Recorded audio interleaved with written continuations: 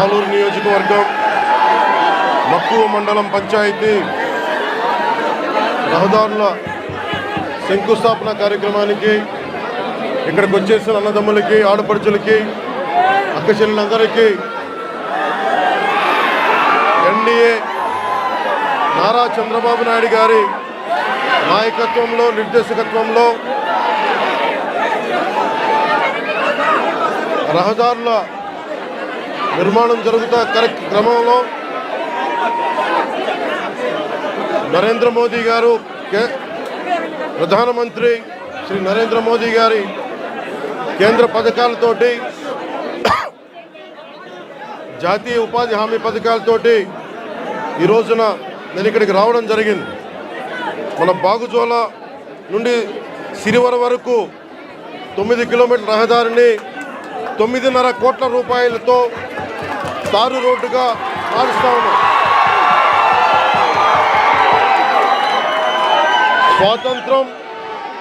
మనకి స్వాతంత్రం వచ్చినప్పటి నుంచి దాదాపు 70 సంవత్సరాల పైన ఈ రోడ్డుని మనం వేసుకోలేని పరిస్థితి. నేను మీ దృష్టికి ఈ రోజున నేను అన్నీ వదిలి, ఇది మీకు పోరాట యాత్ర అప్పుడు నేను అన్ని తిరిగి మన పాడేరు, అరకు, అన్ని గిరిజన ప్రాంతాల్లో తిరిగినప్పుడు నాకు 2 ప్రధానమైన సమస్యలు: 1 రోడ్లు, 2 తాగునీటి అవసరాలు, 3 యువతకి ఉపాధి అవకాశాలు.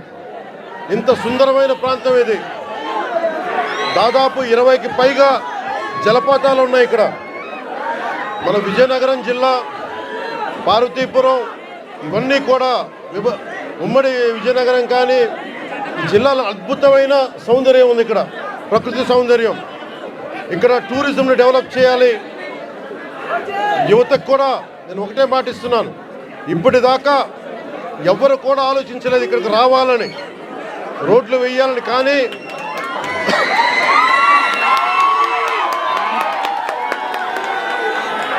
గౌరవ ముఖ్యమంత్రి శ్రీ నారా చంద్రబాబు గారి నాయకత్వంలో ఒకటే నేను కోరాను వారిని, 70 సంవత్సరాలుగా రోడ్లు లేవు ఇక్కడ. 70 సంవత్సరాలుగా రోడ్లు లేవు. బాలింతలు రోజు డోలీలో వచ్చే పరిస్థితి ఉంది. డబ్బులు లేవు ఒకవైపు మన దగ్గర. కేంద్ర ప్రభుత్వం 21 నుంచి 22 వరకు 350 కోట్ల రూపాయల చొప్పున కేంద్ర మంత్రివర్గం మన నరేంద్ర మోదీ గారి నాయకత్వంలో 350 కోట్ల రూపాయలు, 670 కోట్ల రూపాయలు వెనుకబడ్డ జిల్లాలకు ఇచ్చారు. గత ప్రభుత్వం ఆధ్వర్యంలో ఆ నిధులు వస్తే ఆ నిధులు ఈ రోజు దాకా దానికి లెక్క పక్క లేకుండా చేశారు. ఈ రోడ్లు వేయడానికి 9.5 కోట్ల రూపాయలు ఖర్చు. మీ దగ్గరికి ఓట్లు అడిగిన వ్యక్తులు, నేను అన్యాయం అయిపోయిన చెప్పిన బిడ్డ, మీరు చూడండి, 5 సంవత్సరాల పాలనలో మీకు రోడ్లు వేయలేకపోయారు. కానీ మేము వచ్చి డబ్బులు లేకపోయినా మన వెనకబడ్డ జిల్లాల కోసం 700 కోట్ల రూపాయలు నిధులు ఇస్తే వాటిని ఖర్చు పెట్టలేదు, దారి మళ్లించేశారు.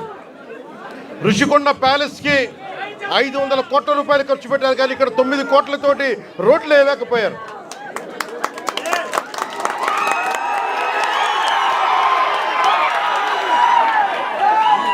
నేను ఈ రోజున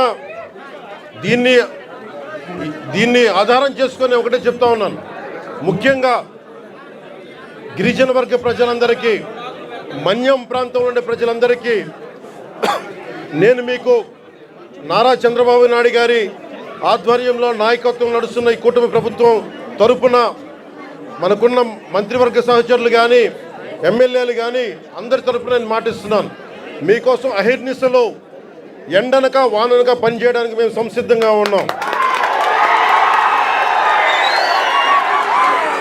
ఇందాక కలెక్టర్ గారు నా దృష్టికి తీసుకొచ్చారు.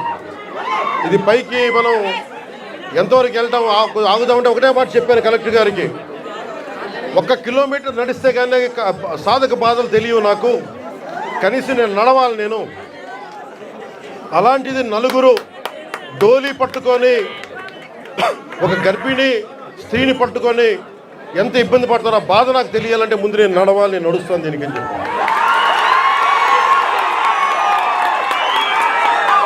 తిరుపతి తిరుమల వెంకటేశ్వర స్వామికి నేను కొండెక్కా.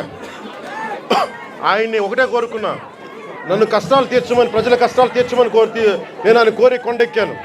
ఈ రోజున నేను మన కొండెక్కా, మన కష్టాలు తీర్చమని. నా పక్కనే ఉన్న పంచాయతీరాజ్ కమిషనర్ గారికి కూడా, అడిషనల్ జాయింట్ సెక్రటరీ వారికి కూడా ఒకటే చెప్పాను.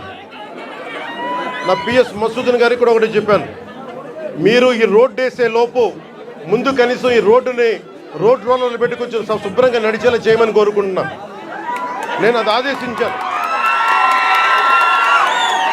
ఎందుకంటే టెండర్ కాల్ఫర్ చేసి రోడ్డు వేయడానికి కొన్ని నెలల సమయం తీసుకుంటుంది కాబట్టి ఈ లోపునే మీరు అవసరమైతే మీరు కొంత మనరేగా నిధుల్ని మళ్ళీ దానికై వెచ్చించి కనీసం మెయిన్ రోడ్డు వచ్చేలా 9 కిలోమీటర్ల బీటీ రోడ్ వచ్చే లోపు మట్టి రోడ్డుని, బలమైన మట్టి రోడ్డు వేయమని చెప్తా ఉన్నాను. ఇది ఇంకా ఈరోజు తుఫాన్ అయితే ఉంది కానీ రోజు ఇప్పుడు శీతాకాలం కాబట్టి అందుకని రోడ్డు వేయమని మరి చెప్పాను. దాన్ని కూడా నేనే దగ్గరుండి ఉప ముఖ్యమంత్రి పేషి నుంచి నేనే దీన్ని పర్యవేక్షిస్తాను.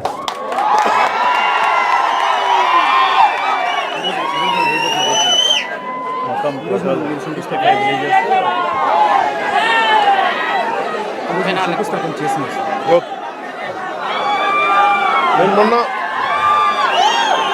కూర్చోవాలి మీరు అందరూ మొన్న